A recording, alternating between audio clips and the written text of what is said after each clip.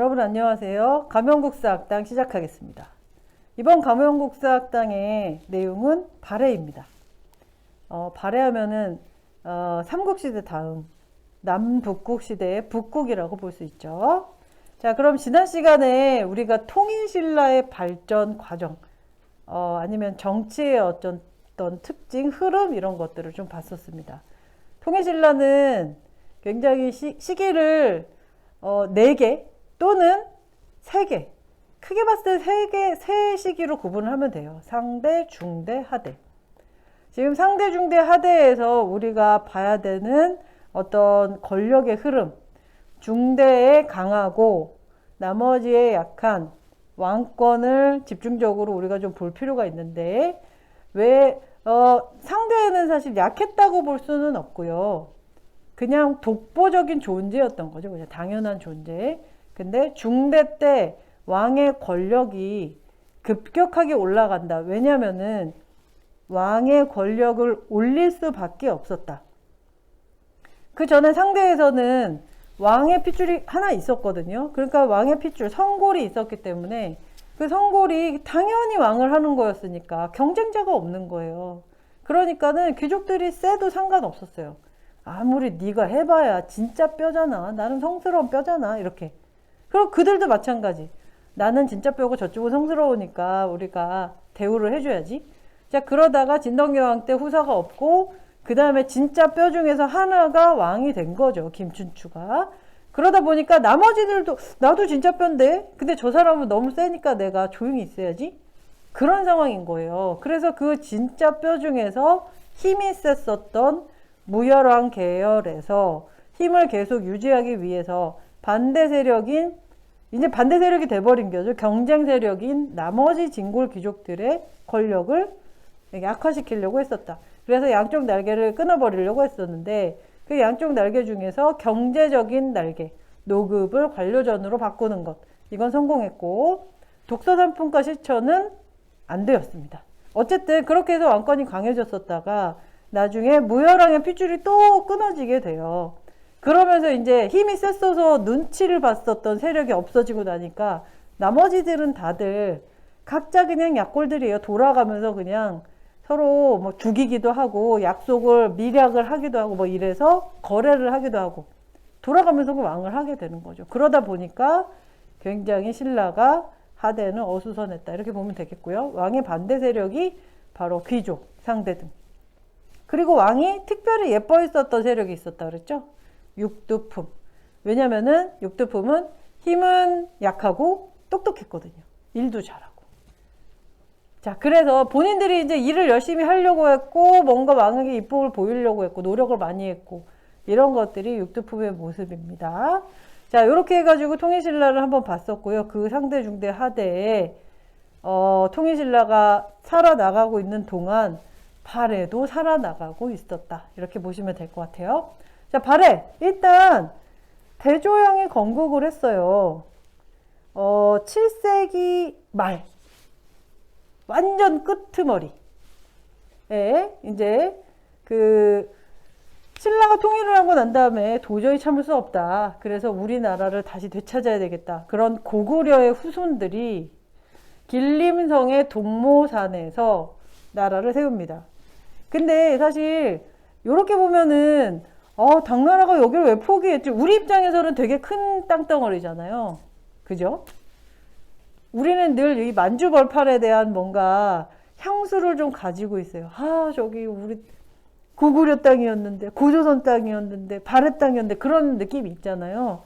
근데 중국의 입장에서 보면은 중국이 이렇게 크거든요. 이만해요. 그러니까 요거는 있으나 없어도 상관없어요. 사실 어떻게 보면은 그냥 자존심이 당태종도 그렇고 수문제 양제도 상했었던 거죠. 왜 저쪽 조그만 데서 왜 우리가 못 이기지? 30만이나 보냈는데 왜 저것들은 이기지? 우리를? 짜증나네? 이렇게 되는 거랑 마찬가지. 자존심 싸움. 기를 죽이고 자존심을 죽일 수 있었는데. 근데 그러다 보니까 당나라가 이제 발해 건국하고 난 다음에 그냥 어떻게 보면은 나버린 상황이라고 볼 수 있어요. 그만큼 세기도 했고. 그래서 건국을 하게 됩니다.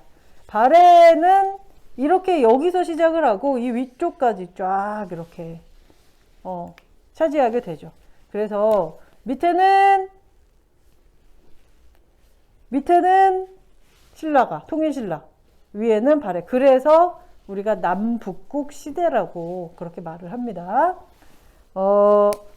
대조영 대씨네요. 고구려 후에면은 고씨가 왕을 했으면 참 우리가 편했을 텐데 마음이. 대씨면은 중국 사람 아니야? 그렇지 않아요.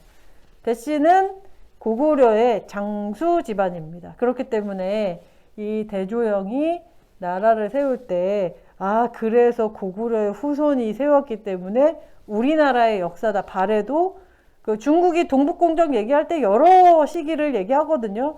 우리가 앞 시간에 얘기했었어요. 위만조선이 또 중국에서 또 중국의 역사다 얘기한다. 근데 그렇지 않고 역시나 대조영도 마찬가지죠. 원래 이 사람은 DNA 자체가 고구려 사람이에요. 거기다가 고구려 사람이 지배층이고 인구 구성으로 보면 당연히 말갈족이 많아요. 그렇기 때문에 피지배층은 말갈인이지만은 이 전체적인 나라의 시스템 모든 것들이 고구려를 중심으로 그렇게 흘러갑니다. 그래서 고구려의 고분 양식을 쓰고 온돌에서 살고 하여튼간 그렇기 때문에 생활 양식이든 정치 시스템이든 이 모든 것들이 다 고구려를 계승하고 있고 그리고 스스로를 고구려를 계승했다고 칭하고 있었기 때문에 발해는 우리의 역사가 맞다. 이렇게 우리가 생각을 하면 좋을 것 같고요. 일단은 대조영이 건국한 다음에 8세기, 9세기 그리고 10세기까지 이렇게 그 발해의 역사는 이어지게 돼요. 그래서 굉장히 비슷해요, 사실은. 왜냐하면 이때 거란족이 멸망하면서 고려라는 나라로 편입이 되게 되거든요. 그러니까 한마디로 이때 통일신라가 또 멸망을 해요. 그러니까 굉장히 비슷한 시기에 멸망하고 들어오게 되는 거죠. 그러니까 그래서 남북국 시대다 이렇게 말을 해도 맞습니다. 왜냐하면 비슷한 시기에 통일하고 비슷한 시기에 건국하고 비슷한 시기에 멸망하기 때문에. 자, 그러면은 건국하고 난 다음에 8세기에 무왕 때, 이름에서도 무왕 하면은 왠지 무를 숭상했을 것 같고, 즉 많이 싸웠을 것 같죠. 이거는 근데 당연히 그것도 맞고요. 그리고 우리가 처음에 나라 건국하고 난 다음에 어떻게 한다 그랬어요? 왕 세습하고 그리고 난 다음에 관제 정비하고 그 다음에 뭐예요? 나라의 영토를 확보하잖아요. 그러니까는 당연히 싸우죠. 안 그래요? 여기서 이렇게 나라를 뿅 세웠어요. 그럼 당연히 이렇게 싸우지 않나요? 그렇게 해서 이렇게 만들어진 영역인 거예요. 영토. 그죠? 처음에 당나라가 우리 여기서 세울 거야 이랬을 때 그래 열심히 살아봐 그러면서 여기서부터 여기까지는 다 네 거야 이러겠어요? 그거 당연히 싸우겠죠. 그죠? 말갈인을 피지배층으로 뒀으니까 이 말갈족 이 사람들도 지배하려면 싸웠을 거 아니에요. 그죠? 어쨌든 그렇기 때문에 무왕 시기에는 많이 싸웠어요. 주변국 특히 당나라하고 대결을 하고 있었습니다. 그렇게 해서 자리를 잡았고요. 이제 자리를 다 잡고 요렇게 대충 나라가 만들어졌어요. 그 다음부터는 어떻게 한다 그랬어요? 그 다음부터는 내실을 다져야죠. 그러니까는 이름도 CEO도 문왕인 거예요. 이제 무보다는 뭘 중시한다? 문을 중시한다. 나라의 시스템을 만들고 굴리고. 자, 그렇기 때문에 주변국 당나라 당연히 화친을 하죠. 그리고 체제를 정비하고요. 그죠? 자, 그 다음에 9세기가 되면은 이렇게 정비하고 난 다음에는 뭐가 온다고요? 전성기가 와요. 당연히. 자, 그래서 전성기가 왔죠. 그래서 전성기에 해동성국이라는 별칭을 얻을 정도로 굉장히 잘 나갔던 나라라고 볼 수 있어요. 자, 근데 왜 지금 보면은 발해는 딱 요만큼 하고 이 수업이면 끝나거든요. 왜 그럴까요? 기록이 없어요. 우리한테 없는 거죠. 우리나라에. 그러니까 북한의 기록을 많이 볼 수 있으면 발해에 대해서 조금 더 알 수 있지 않을까라는 생각이 드는데 지금 우리가 알고 있는 발해 역사는 이렇게 뭔가 스토리가 많을 것 같은데 사실은 여러분들은 뭔가 외울 게 없다고 생각해서 좋아할 수도 있지만 안타까운 사실이죠. 그러니까 발해에 대한 역사가 우리가 많이 정보가 없다. 일단 이렇게 보시면 좋을 것 같고 그래서 전성기 해동성국이라고 해서 선왕 때 자, 그리고 난 다음에 한참 잘 나가다가 또 잘 나가면 그 다음에 뭐 있습니까? 이제 떨어지는 시기가 오죠. 그렇기 때문에 이제 쇠퇴하고 그때 당시에 거란족이 이쪽에서 이렇게 성장을 해서 오다가 밀려서 고구려 쪽으로, 고려 쪽으로, 왕건의 고려 쪽으로 이렇게 피난을 내려오는 상황이 되죠. 이게 바로 거란의 멸망입니다. 발해는 사실 원래는 할 말이 굉장히 많아야 되는 나라인데 우리가 가지고 있는 자료, 정보가 많지 않기 때문에 지금은 여기까지만 알고 있어요. 그렇지만은 발해, 건국에 대해서 말씀드렸지만 발해는 우리나라의 역사가 맞다라고 봐도 무방하겠죠. 이런 모든 증거들이.